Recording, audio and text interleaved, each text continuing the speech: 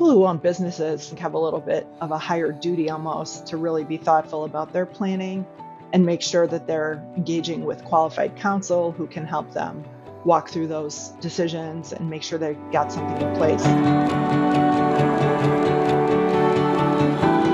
Welcome to Truly Passive Income. I'm Neil Henderson. And I'm Clint Harris. Our guest today is Miss Natalie Perry. She's an attorney and CPA who specializes in estate planning, business succession, tax planning, and family office services. Natalie, welcome to Truly Passive Income. Thank you. I appreciate you having me. Let's start at a high level and say, all right, who needs estate planning and why? Well, of course, I'm going to say everyone. I am an attorney, but in all seriousness, really, estate planning is really about setting forth your intentions, both with who should be the representative of your estate, how should your property pass. And if you don't have a plan, the state generally has a statute that will say how your assets are distributed. So really, in the true sense, everyone should have some sort of estate plan. Of course, not everyone does, and it is sometimes driven by wealth. But really having just a will, even powers of attorney can be very important to a family in a time of crisis or a death or an illness even. So for maybe people at different various economic levels, what is the bare minimum that you would describe as what someone needs for estate planning? So I would say for an estate plan done by an attorney or even online, there are some resources online. A will is the basic document that you would need. So under state law, your assets are going to go generally to your spouse and children, which I think some people are surprised by. But if you have a will, you can say all to my spouse and then to my kids only if my spouse is deceased. And then powers of attorney are also really important. And those really are almost more important than a will because if you're alive but incapacitated, it can be very expensive to try to go to court and obtain guardianship of a person or authorize an individual family member to make medical or financial decisions. And those are very simple state forms that you can often even find online and prepare those. So those are the components of a truly basic estate plan. In terms of people that are maybe listening to this that haven't gone through the process of setting that up, like when in your life, at what age, or with a certain asset level, should you really be thinking about getting started with this? And after you do, what events happen in your life, or kind of how often, or if it's time-based, when should people circle back and review that and look at the plan that they have, or what other things need to be added or additional layers to that? Yeah, that's a good question. We get that one a lot. So I would say the driver is often having children. In some cases, it's also getting married. Maybe you've got extended family that you do or don't want included or to benefit from your financial assets if you were to die. So I think those life events tend to bring people to us. I don't think there's a hard and fast age. As I said in the beginning, kind of really driven by intent. We do estate planning for fairly young people who don't have significant assets yet because they want to name a guardian for their children, or they want to make sure that their kids have a trustee, let's say, getting into trust later, of somebody that can manage their money for their kids if they were to die unexpectedly. So that's really kind of the typical triggers. A divorce may be another trigger. And to your question about updating, I tell my clients really every 3 to 5 years, you ought to pull it out if you've done an estate plan and kind of think through, who did I put in charge of my kids? Who's in charge of my money? Am I still friends with these people? Has my brother or sister-in-law gotten divorced and now they're a different person, or they got married and I don't care for that spouse, or I think that spouse might get the hand in the pot or something and make some things happen that I might not like. Also, I think if you move to a different state, change of residence, that can impact your documents. Divorce, of course, of the person who did the estate plan or a husband and wife, you would definitely want to update. And then sometimes people tend to name their parents when they're younger, doing their planning, like as guardians or as trustees. So if your parents become older or incapacitated themselves, you want to update to get some newer people in there. Gotcha. So the triggers for starting and updating it, you would describe as, major life events like marriage, divorce, new children, and like you're saying, approaching, different tax thresholds and things like that. And as you said, if you are if you had originally assigned your will to aging parents, just updating it periodically like that. Right, right. And I didn't bring up the tax threshold, but that is a good point. The exemptions from estate tax are quite high right now. And some states have their own estate tax. So if you happen to live in a state, I'm not sure whether North Carolina does, but in Illinois, where I practice, there is an estate tax exemption of only 4 million, which is about a third of the federal exemption. So we have to do some special planning. And people moving to Illinois from another state may not be aware. So that's something you'd also want to find out, whether your state limit is different than the federal. In terms of some of the different situations that you cover and the creative strategies that you use, I'm looking at the list here, and it's everything from, just to talk about, kind of give people an idea of what you're helping them accomplish, is navigating estate tax, gift tax, generational skipping transfer tax, safeguarding wealth, obviously, but business succession plans, especially with affluent families, even people that have aspirations of doing things philanthropically, obviously maximizing income tax, family foundations. What are some of is there other things there that you also offer or that work on, and what are some of the different creative strategies and tools that you use to help navigate some of those more complex issues? Yeah, we tend to work with clients on all ranges of wealth planning. So some just may want to set up the plan, have those fiduciaries in place, like the trustee executor. Others, like you said, may want to start making gifts. Maybe they're in a position where they're not going to need all of the money that they have on their balance sheet. And sometimes a financial advisor may even say to them, hey, if you die tomorrow, you're going to have a large estate tax. You should look at reducing that in some efficient ways. So we've got a whole arsenal of techniques that we could use for clients. I'd say one of the maybe more common ones in the real estate area, especially, might be creating a partnership or a holding company for various properties.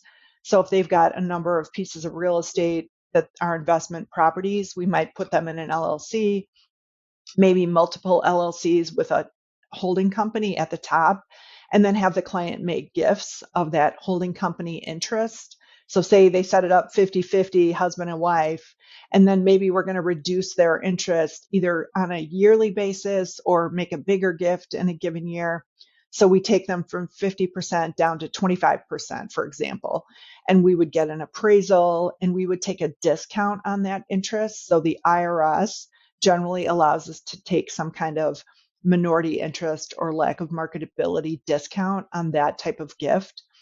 So what we've done in that scenario is take, let's say that partnership was worth $10 million. If we're making a gift of 25%, that would be $2.5 million, right? But if we can apply a discount because of this entity structure that you or I aren't going to want to buy into this family's entity, and become partners with these people we don't know. So we're able to decrease the value of that gift by even up to 30%, depending on the circumstances of the deal and the terms of the operating agreement or partnership agreement. And that way, instead of giving 2.5 million, the client's giving, let's say, 1.5 million or $1 million. So we've really shrunk that value. So we call that kind of a leveraged gift, rather than saying to a client, hey, why don't you give $2 million to your kids? Okay, you've given $2 million, the kids can invest it, and the appreciation on that gift is going to be outside of their estate. But you haven't really gotten any kind of leverage on that gift because it was worth 2 million. You gave 2 million. You used 2 million of your exemption now. Whereas in our partnership scenario, if we give an interest in an entity, we can shrink down that value. So instead of giving 2.5 million, I think I said was my original value, I've shrunk the value of that gift for tax purposes. So even though the kids have really received the full value of the property, the IRS allows us to take that discount. So I think that can be a really effective strategy for people with a lot of businesses or entities, depending on the terms, of course. So what are you typically dealing with as far as what are the heirs dealing with when, let's say, they get an inheritance of $1.5 million? I mean, it's a step up in basis. So they're not usually, are they subject to, and this is very much a depends question. Are they subject to some sort of inheritance tax once they hit a certain level? Yes, so the tax is at the giver's level. So because the estate and gift tax are transfer taxes, the donor pays that, or the person who makes the gift. So if I give my kids $2 million and it is a taxable gift, the tax comes out of my pocket, not the kid's pocket. The estate tax, though, is on the whole pot of money. So it is kind of paid by the kids because it will reduce what they get. So if I want to make a gift, yeah, I'm paying the tax. And in most cases, we're going to use exemption first because we've got this very high exemption that the amount for next year is going to be 13,160,000. So that's quite high for a lot of people. Clients generally don't pay gift tax. It's not always the right answer depending on the client. There may be stuff we can do to shrink the value of the estate before they die, but it's paid by the donor, not the kids necessarily. So the kids can receive the full exemption. So for a married couple, that's going to be about $26 million free of estate tax. So it's only for people over that amount of money that would pay estate tax, and that would kind of come off the kid's share at death. So speaking of kids, I've got two young sons. I got a 4-year-old and an 8-month-old. And this conversation has come up between me and my peers and other investors recently of with people, especially some of our investors that have substantial assets, what kind of planning structure is in place to make sure that there's a responsible transfer of assets that's not enabling kids? Basically, like, what structures do you have in place that can establish an estate plan to incentivize kids to be a productive member of society and not just turn out to be, an entitled little jerk, right? So that's something that, we think about. You plan ahead. It's not just a transfer of value. It's how do you do that? And what are some of the things that you can put in place to try to make sure that you're producing decent humans? Yeah. So what we often do is have kids' money held in trust until they hit what we think is an age of reason. And that age is going to really vary with every family. It might be 30, it might be 40, it might be 50. Some people really hold the money back. And so what we'll do is leave the kids' money in a trust with someone else in control. And really, the kids then don't have full access to the money. They will have access in the sense that if they have a support need or they have a reason to access that money, they'll be able to. But the ultimate decision is not in their hands. So that way we try to kind of protect them from themselves until we think there's a time at which we say, hey, if we as parents haven't done our job, like we can't do anything more. It's hard to really control from the grave for too long. Another thing we sometimes do, though, are write some incentive terms in the trust, which I think is kind of what you were alluding to. So maybe this beneficiary shouldn't get money unless they're a productive member of society. And we might try to define that by they're working, they're making a minimum amount of money, they're in the Peace Corps, whatever behaviors we kind of want to see. That can be harder to administer because those judgment calls are tough to make. If someone's a teacher, are they making enough money to justify trust distributions? That's a noble profession, but doesn't pay as much. So we see those sometimes, but really case specific, and it takes a little bit more customization when we're putting a trust together to put those in place. But they are useful, and for the right family, if kids have had issues with substance or alcohol, we might put something addressing those kinds of concerns in there, like testing or rehabilitation, if that's necessary to keep somebody, from harming themselves or something. So with a trust, there's really a lot you can do to try to customize it to the family's unique situation. There's a quote that I love. It says, the first generation makes the money, the second generation spends the money, and the third generation blows the money. And you see it with a lot of the sort of Gilded Age. You look at the Biltmores. You got the Biltmore estate, but as far as I know, the Biltmores aren't a wealthy family anymore. The Carnegies, they got a lot of names on their stuff, but as far as I know, there's not a lot of Carnegies out there that are still very wealthy. Can you think of any families that have maybe, off the top of your head, and I won't hold you to it if you don't, that have done a good job of sort of maintaining that generational wealth? Well, I think we've heard in the news a little bit about the Pritzkers and the Pritzkers Trust and how they had that's a Chicago family that I think owned one of the hotel chains. I don't recall which one, but Hyatt, wasn't it? oh yeah, No. I think that's right. Yeah. Hyatt. Yeah, I was going to say Hilton, but I think you're right. And I know their families had created trusts. And then I think, in fact, there was something in the news about some litigation over those trusts maybe 5 or 10 years ago. So but I don't know them personally, and I can't speak to how how their kids have turned out or anything. But I think in what we see in our practice is the more thoughtful the planning, the better the result with the kids versus if you don't have an estate plan, now the kids might be fighting or the kids are getting, $1 million off the bat when somebody dies and they're really not prepared for that. They haven't been talked to about it. They don't understand, and maybe they're a little angry and a lot of emotions come up when someone dies. It's a really tough time in some families, especially if there is disharmony. You bring up a really interesting point there is that, I was thinking about what are the issues if someone passes or is incapacitated without an estate plan. And obviously I was thinking like dollars and cents, but in terms of emotions and relationships and stress on the family, I guess there's a lot that can happen there. So what are the risks of someone not having an estate plan? Like in terms of the overall exposure that they have and the way that it affects them and their kids, I think you're probably better suited to answer that than I am. So what are some of the things that people are facing if they don't think ahead for this? Yeah, so we see it's a little bit more expensive if you don't have an estate plan to administer the assets because we're kind of starting from zero. We're going to have state law telling us how the assets go. But if we have a second marriage or we've got maybe, a family where there were kids from two marriages, those kids might be treated equally, even though maybe they shouldn't have been. And we do see then disharmony, with a spouse who isn't the mother of some of these children, and the children might resent her or she might resent them for whatever reason. And then if there is an incapacity, like you'd mentioned, a lot of times the spouse is going to have priority to either make decisions or name someone to make decisions, but it may not be the best person. Maybe she does have some self motivation or he does, or maybe there's money they're trying to get in their own name and things can go awry in an incapacity situation. We also sometimes see caregivers trying to take advantage of people who are incapacitated. And I don't mean to pick on them. They're usually a really wonderful people and provide a very valuable service. But every now and then, and by caregiver, we could be talking about a daughter, or a son who's there, the checkbook is there, and all of a sudden funds have gone astray, because there wasn't things weren't titled properly. There weren't the proper documents, they're trying to save money or just make things easy on themselves. And sometimes there are good intentions behind people taking money or applying money somewhere.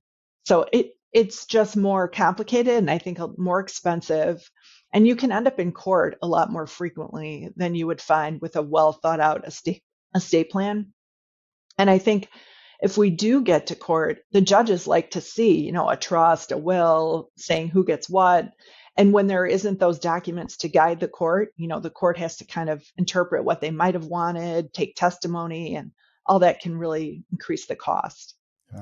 And as the assets go up, often so does the contentiousness. I mean, as I've been on this earth long enough that I've seen enough fights between families over the stupidest stuff, literally people just descending on a household and just fighting over dishes, but as you go up in levels, now you're fighting over, multi-million-dollar assets. Things can get really, really ugly really fast. There's a story right now here in Wilmington, North Carolina of a family of like 18 there was an older woman who'd owned a house here in Wilmington for 50 years and she passed away without a will and it just went to her heirs. Well, there's 18 heirs.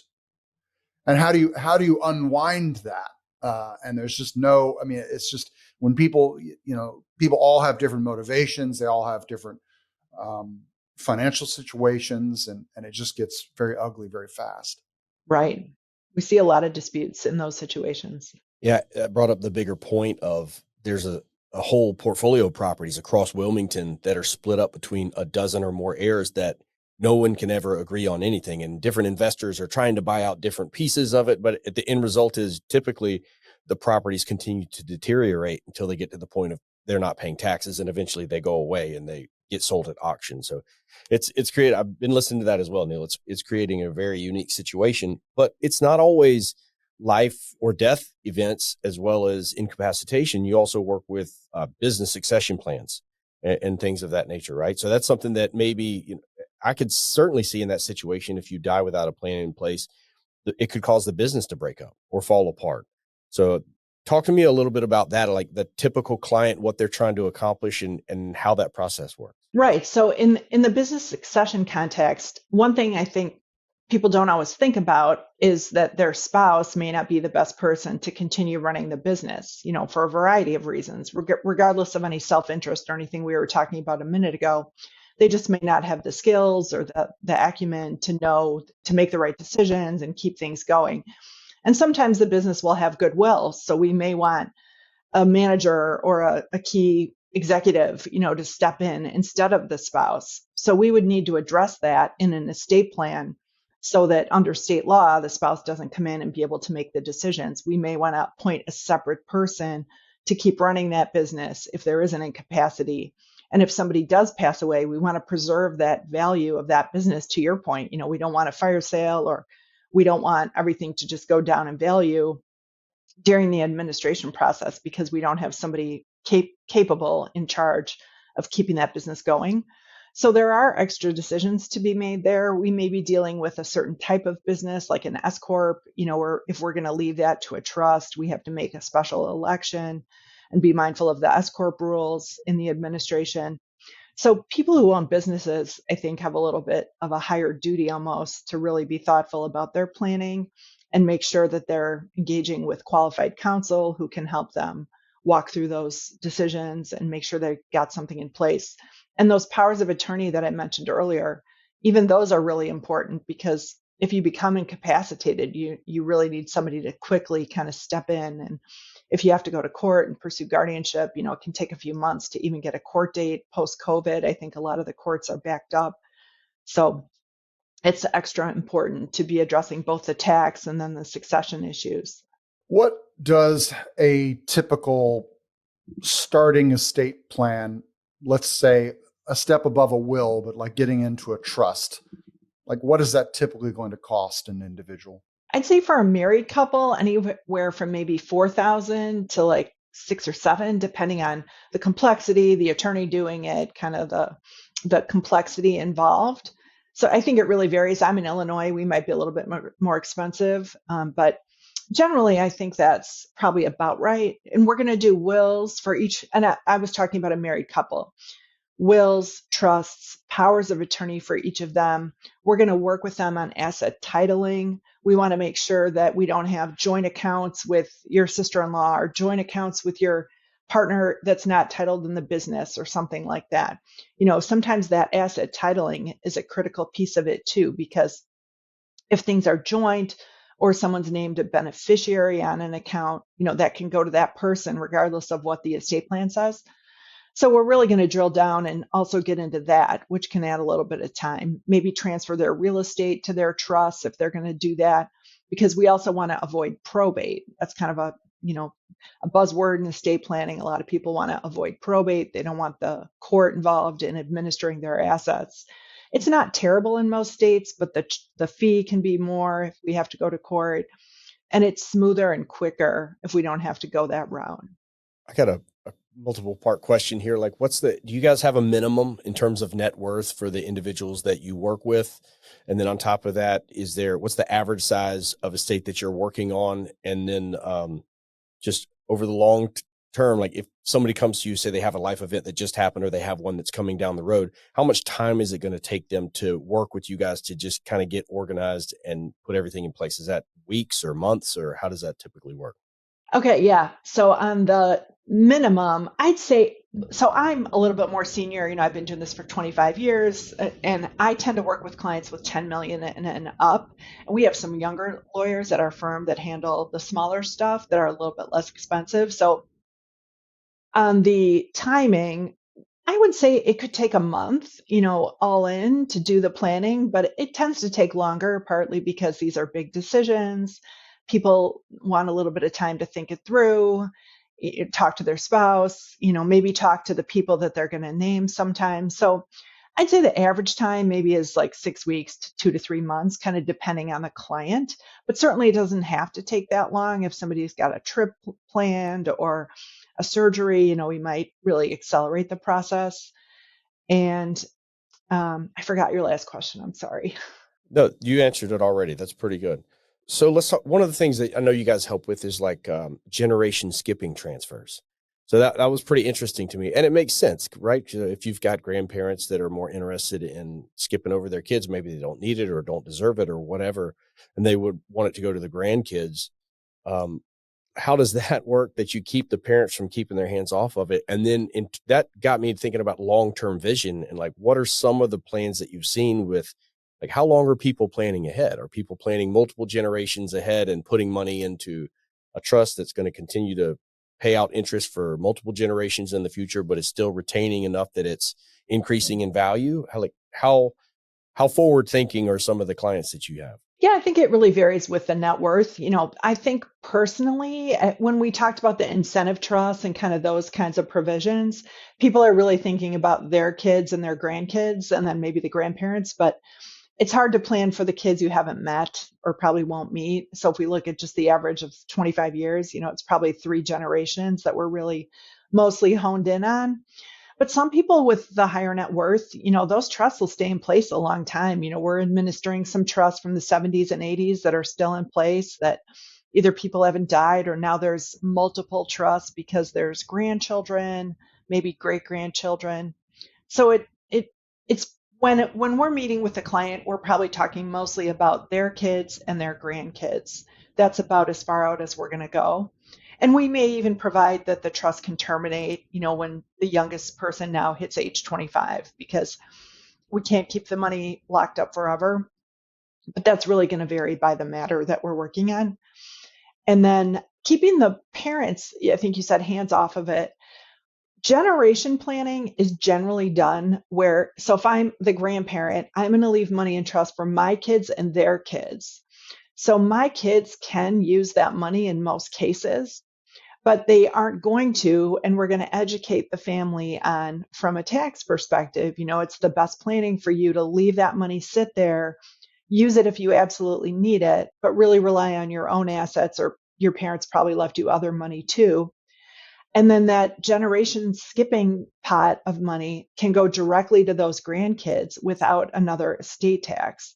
So that is a real benefit. And when you look at the time value of money, it can really grow and accelerate over time if it's not being spent. Does the IRS provide a tax incentive for generation skipping? Is there a lower tax, lower basis? So there is an exemption from generation skipping planning, from the generation skipping transfer tax, which is a separate tax in addition to the estate tax.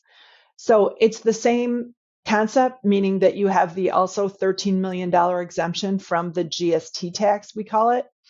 So when parents leave money to their kids, they can set aside the first 13 million, each spouse can, as generation skipping exempt. So that would be a separate trust written with slightly more restrictive terms for that first generation, so that it does go to the second without being included in their estates under the Internal Revenue Code. So we have that exemption. And if the parents were to leave their entire estate to their grandchildren and really truly skip their kids, there would be a separate GST tax if they exceed that $26 million. What about retirement funds, like say in a 401k account that's not emptied out yet? You still have money in a retirement account and then someone passes. Is there anything special that has to be done with that money to make sure that it transfers in the right way?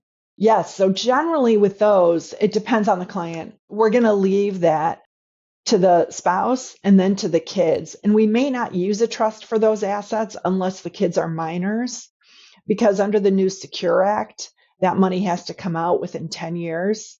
And even if we flow it through a trust, those kids are really going to get that minimum distribution each year in most cases.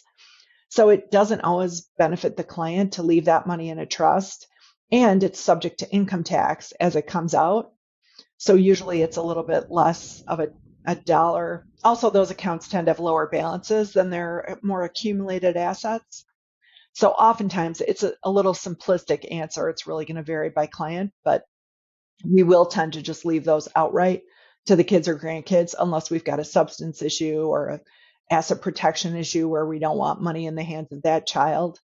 And if we need to, we could even equalize there with the IRA. So they have 3 kids and one child is kind of problematic. We might leave that IRA to the 2 kids who aren't, and then balance it out in the trust document to try to equalize so that it's fair, but we don't have money going outright to a beneficiary who really can't handle it. Before we started, I think we touched on at the beginning of the podcast, a lot of our audience are dealing with alternative assets like direct ownership of real estate or indirect ownership of real estate through syndications and other private placements and things like that. What sort of estate planning considerations exist for illiquid assets like real estate or private equity? Yeah, that's a really good point. We want to be thinking about liquidity for clients like that. So I think a lifetime or a first spouse's death issue that we see a lot is liquidity. So if the spouse receives, and I'm going to make a traditional scenario for my example here, but if the spouse isn't working and the spouse receives a lot of illiquid assets that maybe are throwing off some income or some income, but only periodically, how is that person going to continue to live without the income that the spouse who passed away may have been bringing in?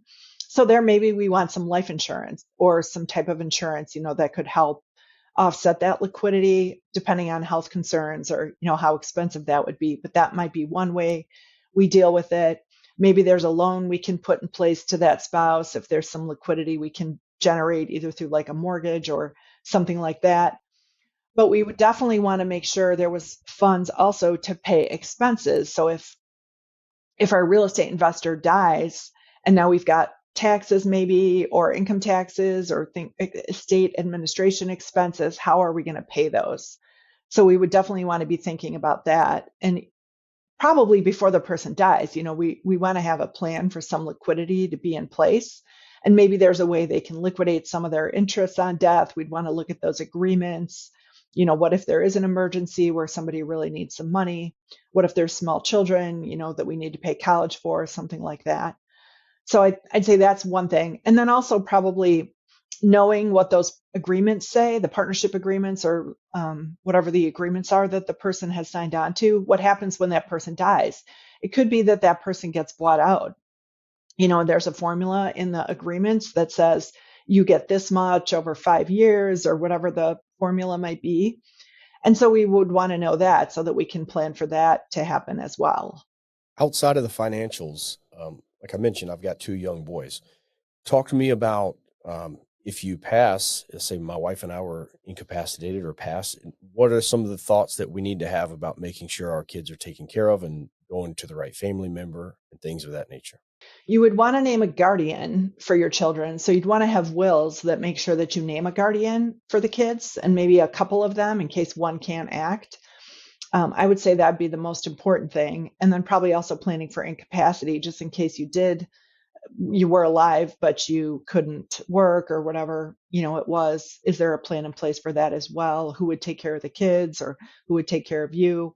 Probably the powers of attorney would be the most important thing there. What about if someone doesn't have that established? Like if for the person out there right now that doesn't have a will, that doesn't have a guardianship in place for their kids, what's the risk? So if you pass away without naming a guardian, the court is going to appoint a guardian when you pass away. And same if you became incapacitated. So if you hadn't named a guardian, but you couldn't take care of the kids for whatever reason, they probably would call social services, get somebody involved. And that's probably a result most people wouldn't want, even in the short term, to have that happen. But that's, I think, likely what would happen depending on the county where you live and how they handle those things. So that could be a really important thing just to do on a weekend, try to put something in place so that you've set forth your wishes as to what happens with your kids. But of course, I think it's better to call a lawyer and get an estate plan. Even if you start small, get a will, get some really basic stuff in place. The concept of giving with a warm hand is something that's been in my family for a lot of years. My mom and dad were sort of like, well, we could just leave you, we could leave you a bunch of money, but we'd like to kind of see you enjoy it and be around for, within reason. Obviously, you don't want to just be supporting your kids. But are there any considerations or concerns or tax implications that people need to be aware of when they're trying to give with a warm hand? Yeah, so when you make gifts during your lifetime, you can give up to $17,000 this year per person, so as many people as you want, without incurring any gift tax or using your exemption. So that's like a free gift. You can also pay for college. If you pay directly to the college, there is a no limit on that amount. So you could pay $100,000 to North Carolina University or University of North Carolina, and that would not be a taxable gift either. You can also pay medical expenses, again, directly to the provider for a beneficiary or someone you want to help. And then if you're giving cash and you're over 17,000, you would use up some of your lifetime exemption, which, as I said, in 2024 is going to be 13,610,000. So that's a pretty big number. If you're never going to hit that, you probably aren't as concerned about making $50,000 gifts, $20,000 gifts, whatever it is. And people tend to pay for weddings and things like that. And that isn't really what we're talking about. If you're actually giving cash, or you're giving, like, maybe you have an LLC and you have some real estate in it, and you want to give your son, a 50% interest because you want him to get into your business and kind of start learning what you're doing, that would be the kind of gift that we would want to report. Even though the value may not be over the exemption, it's still considered a gift because you've relinquished your right to that 50%. So tax implications is one thing to think about when you're giving during lifetime. And then also, like, how to give, because I think, as we've talked about a little bit, maybe giving half of your business to your child when they're still in their 20s even isn't the right answer. Maybe it should be in a trust, even if it's a fairly straightforward trust. Trust can be 100 pages and trust can be 20 pages. So we don't always have to use the most complicated structure. But having a trust can really help retain control of those shares if you were in a position where you wanted to start including somebody in a business. And I think a lot of times people really are focused on control. You might want to make the gift, but you might still want to have, and there is some tax codes, which I'm not going to go into, which do limit control and say you can't have too much control, but just for purposes of understanding it, it's important to be mindful of that. So you got to balance out those things, how to give and how to retain control. No, I don't think so. We've gone through most of the questions that I've had. This is great. I really appreciate your input. There's so much to unpack here, and so much of it is determined by everybody's individual scenario.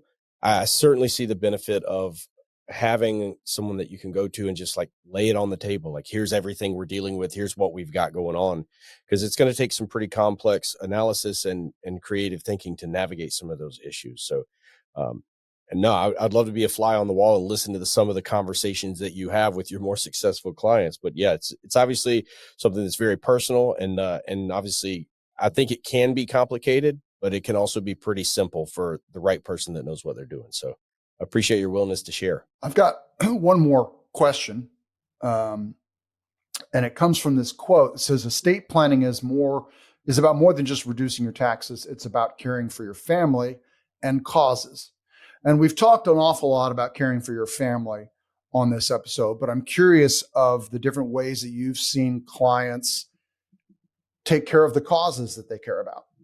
Yeah, we haven't really talked about charitable planning, but we do a fair amount of that. And it can be a small component of someone's estate plan, or it can be a bigger component. And sometimes we're going to include a charity because we're trying to avoid tax. And because I should preface this with, we're not going to give money to charity unless the client really wants to. The client, of course, has to support those charities and care about their mission. But if it works for the client to give some money to charity, it can be a great way for us to minimize or reduce some estate tax. So if we have somebody worth, let's say, even 30 million, just for simplicity, and I said the exemption was $26 million for a combined couple, we could put a $4 million gift into the estate plan for a charity, and that's going to zero out our tax. And in a sense, those kids aren't going to get that money anyway, because it's going to go to the IRS. And a lot of people would rather it go to a charity than to the government. Lots of people feel that way. So it can be a very nice way to work in some charitable benefit into your estate plan without, harming your kids or feeling like you're taking away from your kids, depending on the family's feelings. And then, of course, there's simpler things we can do, put in some cash gifts of, $100,000, whatever, $50,000, just really simple.